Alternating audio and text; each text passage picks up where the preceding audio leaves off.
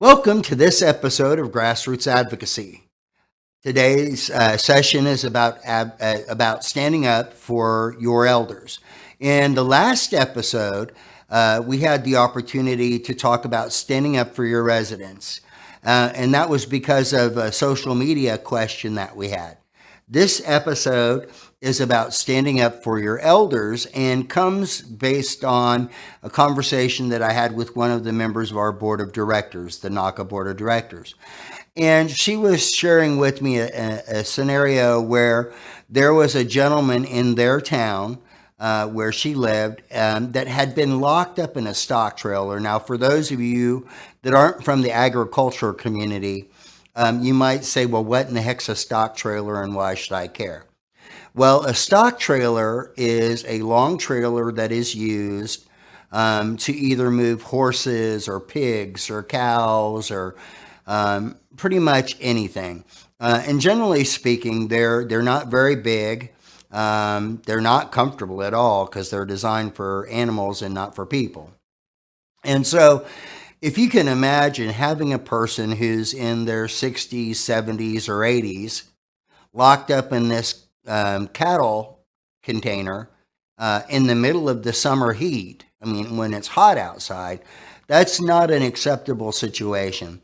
And as professional caregivers, you have an obligation and a responsibility and an opportunity to do the right thing when you are aware that abuse, neglect, or exploitation is occurring for people, regardless of whether they reside in your care setting or whether they're just members of your larger community.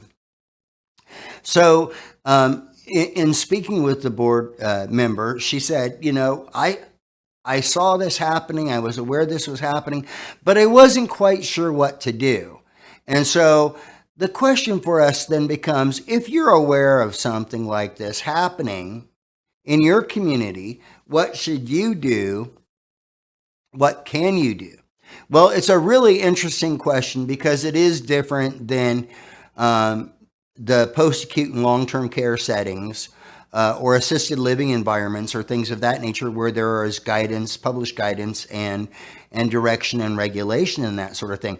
So I had to do a little bit of research. Well, for myself, I reside in the great state of Missouri, the Show Me State. And so I decided to try to educate myself. And what I found out was when I went onto the internet and I did a Google search, how to report an abuse or neglect for aging citizens, what I found was that it took me to a website that is owned and managed by the Missouri Department of Health and Human Services, Division of Aging Services. And so it provided us with the ability to look at, first of all, you can call, there's an 800 number you can call. And then it also talked about, in that website, it also talked about what are some of the pieces of information that you would want to provide. So let's take a look at that slide so that you can see what you want to do. First thing is you want to determine your agency, and you can do that through a Google search. And then it's really helpful before you make the phone call to try to understand exactly what information it is they want you to provide so that they're able to actively pursue your concern. And then, of course, dial that 800 number. So now then, let's look at what the Missouri Department of Health and Human Services said. First of all, if you reside in Missouri and you are concerned about abuse, neglect, or exploitation for aging Missourians, then you would call that 800 number, 800-392-0210. Now then, so the second step is to understand what kind of information the agency is going to need to be able to conduct a thorough investigation. And so according to Missouri, you want to know the name, the address, the phone number, the age, and the sex of the potential victim. So in the example that our board of directors member gave us, we know that it's an older gentleman, um, and we know that he lives out on County Road 2. We don't necessarily know his name or his age, but we could approximate. We could say he's an older gentleman. Then the next thing that you would want to know is you would want to know the name and the address and age and sex of the potential perpetrator. Well, as our board member had shared with us, in this particular instance, the people that locked him up in the back of the stock trailer were his own children. Now, they said that they locked him up in the stock trailer because he was behaving badly, and that was a function maybe of his dementia. So in this particular scenario, what you'd be able to say is, I really don't know it unless you know the name of the person. You wouldn't necessarily be able to say, well, I know the names of the kids. What I can say is that they're adult males or adult females. They look like they're in their 30s. Where I last saw them was out on County Route 2. And that would be a little more information that you could provide during your conversation on the hotline.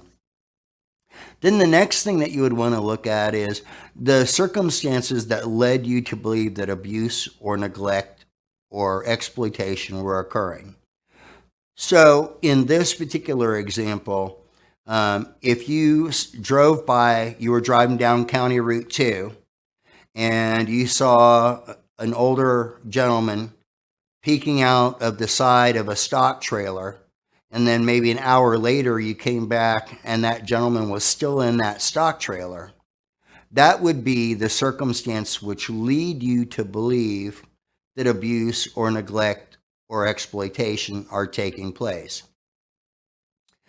And one of the things I want to say about this is when you're sharing why you believe abuse, neglect, or exploitation are taking place, how you think that's happening, please be careful not to exaggerate or embellish or anything like that. Please state the facts. So in this particular case, you would say, I drove by at 9:30 in the morning and I observed a gentleman peering out of the side of a stock trailer. I noticed that the gate was locked.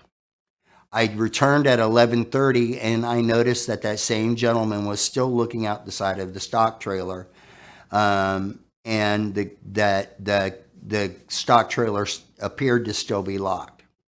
You want to state the facts as opposed to saying, yeah, he must be burning up in there because it's hot outside. That is a logical conclusion to draw, but it's not necessarily a fact because stock trailer could have been equipped with an air conditioner. So it's really important to just state the facts as you know them or as you have observed them. The next thing that you want to do is you want to make some assessment of whether the harm is immediate or imminent or is like going to happen right now, or whether it's something that might just be over the long haul. So if you think about the example of the gentleman being locked up in the stock trailer, you drove by at 9:30 and you saw him in the stock trailer. You don't know how long he was in there beforehand. And then you drove by at 11:30 and you saw that he was still locked up in the stock trailer. Well, if you looked at the dash of your car and it said that the ambient or outdoor temperature was 102, then you could say that the risk of harm was pretty immediate, because if you're in that container and the outside temperature is 102 and there's no cooling device, that person that's in there is probably sweating. And so the risk for harm is more serious and more immediate than, let's say, if it was 60 degrees outside. But still, you're going to have to make an assessment about how real that harm is and how immediate the risk is. The next thing that you want to do when you call is you want to provide your contact information, your name, your phone number, your email, and your willingness to your willingness to be contacted in the future should the need arise.